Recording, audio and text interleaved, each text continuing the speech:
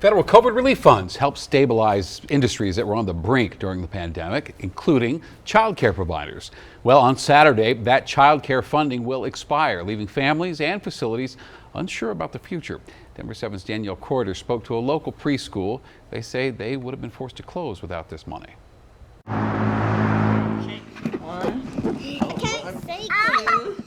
Now close your eyes. This isn't your ordinary preschool. Close your eyes. Close your eyes. Marty Pants Academy. I saw you. And Miss Tamara James is not your ordinary daycare director. Can you give it to L'Oreal?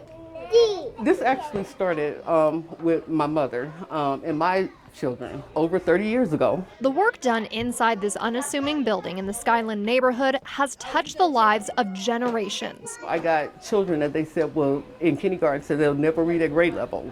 And they actually graduated college. We're in a poverty-stricken area. The only way that I can see that they can get out of this is with an education. Oh, you put a hat on top of your tower?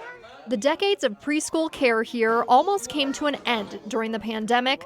Some parents got laid off, others worked from home and kept their kids home too. How am I going to make payroll? How am, the kids that are here, how am I going to feed them? $24 billion in federal funds was assigned for child care emergency funding back then. We're open and we're going to, be here for you. I do have this money coming in and stuff that, will help us.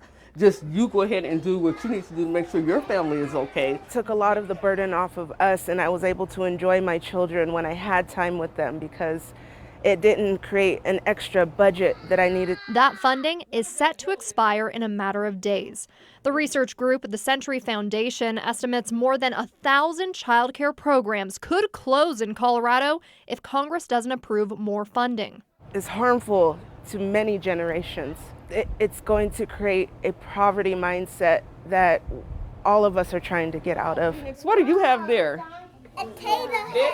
Mr. Potato Head. As the clock ticks down, Miss Tamara is keeping her focus on what's always mattered most, her kids and their future. She says she hopes those in charge do the same.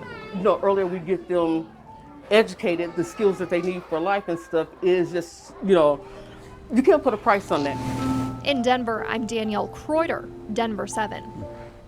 We checked with the state's Department of Early Childhood, and they tell us the end of this federal funding will not impact that recently launched universal pre-K program. The state says that stimulus money will continue to be distributed through September of next year.